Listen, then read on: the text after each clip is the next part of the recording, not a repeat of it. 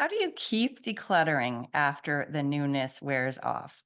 That's what we're going to talk about in today's episode, Decluttering Club Podcast, episode number 36.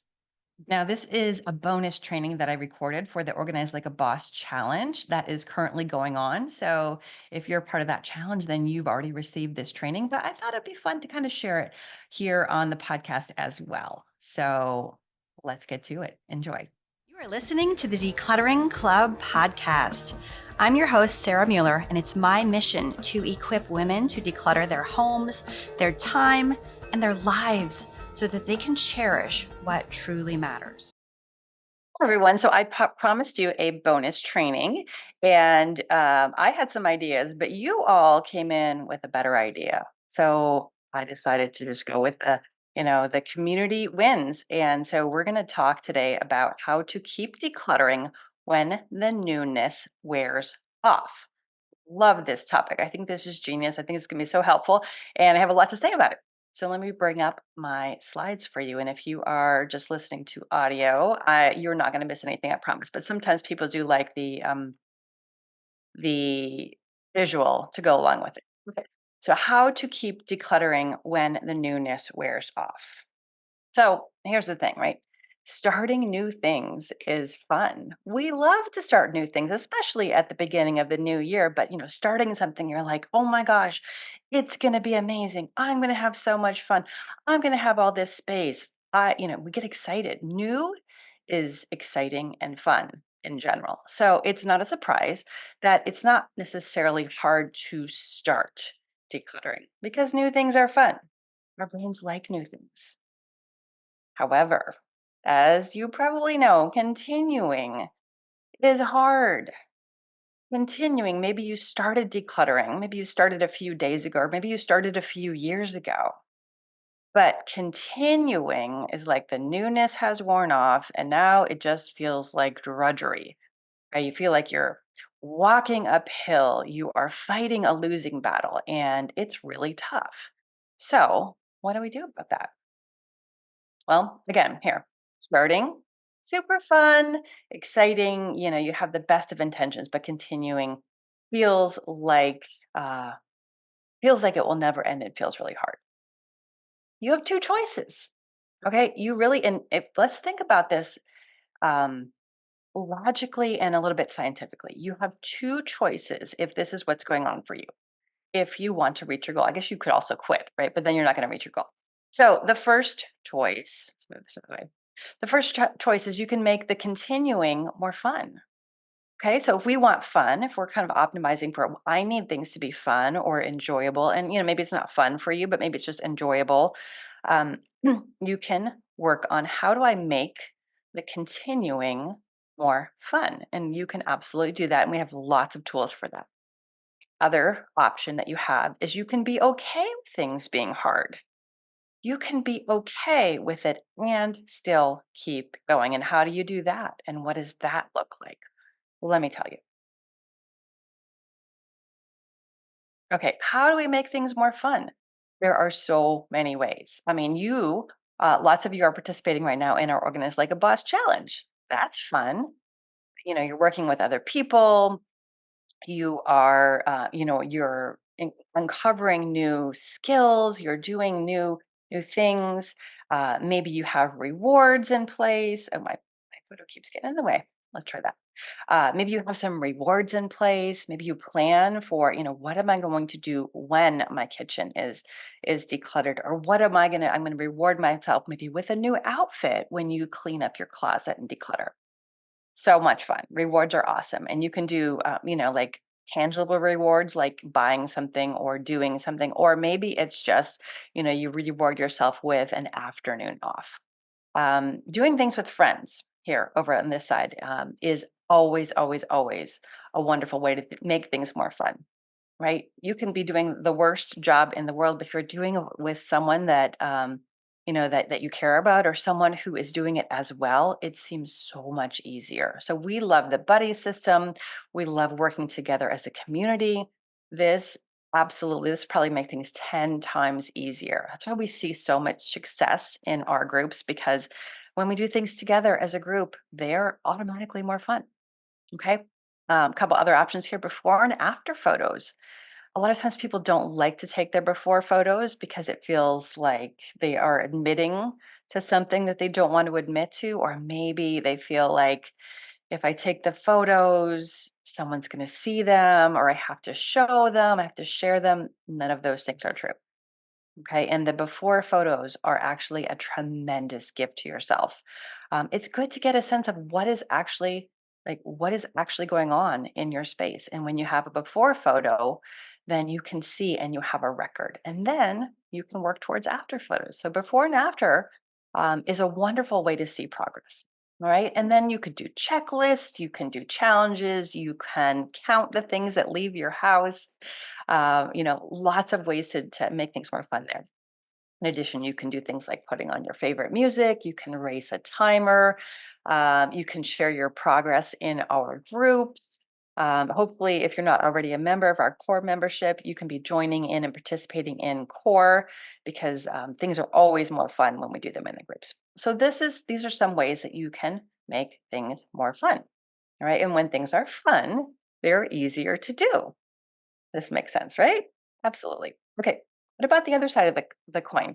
How do we make peace with things not being fun? How do we make peace with things being hard? Here's the thing. Let's say you are looking at a pile of dirty dishes. Most people, they just don't love to do the dishes. Nobody looks at an unpleasant task and says, this is going to be awesome, right? We just don't do that. And nobody is surprised when doing the dishes isn't fun. And it feels kind of like yuck. We just are like, yeah, I just do the dishes. And so I think the first thing that you can keep in mind when you're trying to make peace with the hard is that lots of things are just not fun.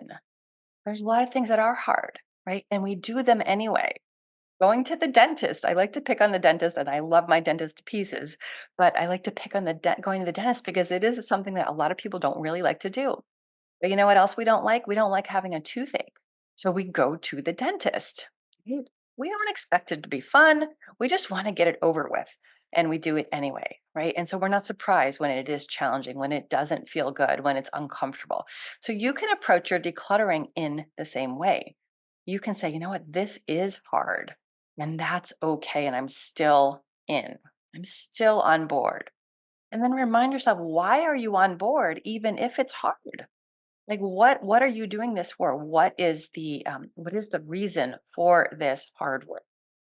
You really want to know that because that reason will keep you going when it does get hard. The next thing I want you to think about is I want you to really spend a little time thinking about this is what hard looks like. So if you are thinking about decluttering, what does it look like when decluttering gets hard for you? Describe it. Like, what do I see in your life or in your house when things are getting hard? Maybe it looks like crying. Maybe it looks like you saying no to extra shopping. Maybe looks like you decluttering when you don't feel like it. Like, what are the specific instances when it is feeling hard, and what is it like for you? Like, because when we say this is hard, that's really vague and generic, and there's really no way to solve for that. Okay, so you want to get specific. So if it means decluttering when you don't feel like it, okay, cool. Now you know, oh, here's the hard. There it is.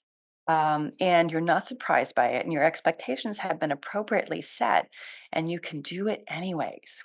So spend a little time and, see if you can write down all the different ways that things are hard. Maybe you cry. Maybe you have to say no to going out with a friend because you're decluttering. Maybe it looks like folding the laundry when you don't feel like it. Maybe it looks like doing your kitchen zero at the end of the day, even when you're pretty darn tired. Okay, all of those things can be hard. And when you identify them, document them, write them down, then when they show up, you can be like, oh, yeah, here we go. This is the hard part. Okay, let's go. Okay, so again, it's really, really important to be okay and to learn how to make peace with the hard. It is not hard to do things that are fun. It's not hard to do things that we like. right? But if we're only doing things that we like and that aren't hard, we're never growing, right? And we're probably actually sinking. We're probably like like falling apart. So we really want to develop the skill of being able to do things that are hard. Now, I recommend that you use strategies from both of these sides. Okay, let's make things more fun. I'm all about the fun. If we can make it fun, let's do it. Okay. And let's also learn how to make peace with the hard. Because when you have fun plus work, right? When you have both of those components, that equals and that will create for you lasting success. And that is what you want, right? We don't want you to start decluttering and then burn out in a week and then abandon it and go back to the way things used to be and, let things get further and further into disrepair. We don't want that. We want you to have lasting success. So look for ways to make things fun for you and also to be able to embrace the work and embrace the hard, and that is how you're going to be able to have lasting success. The last thing I want to leave you with is that you get better at the things that you practice. So if decluttering is hard for you right now, if you're pretty new to decluttering, or maybe you're starting a new section of your house, um, it is probably going to be hard. But as you get more experience, as you get, further into it, if you keep going, it's going to get easier, right? Think about the first time that you rode a bike. It's probably really hard, right? But now maybe you can ride a bike and it's no big deal at all. I mean, I can definitely ride a bike and I only ride a bike once or twice a year. It's really not that hard for me because I have the practice. Right? And the same thing happens with decluttering. If you are used to starting decluttering, going all in, and then burning out and quitting, guess what you're good at? You're good at starting and you're good at quitting, right? We don't want to practice the quitting. We don't want to practice just the start.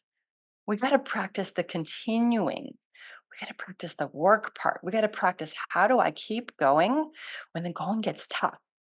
Right? And when you do that over and over and over again, then guess what you get good at? You get good at continuing. You get good at persevering, good at decluttering. And then guess what? Then decluttering is not so hard anymore. All right. That is what I have for you today. Let me know how this works out for you. I'd love to hear from you. How are you going to make things more fun? And how are you going to embrace the hard? Let me know in the comments. That's all we have for you today. If you enjoyed this podcast, would you leave us a review? It would really help us get the word out. To start your decluttering journey, go to thedeclutteringclub.com. That is declutteringclub.com. We'll see you next time.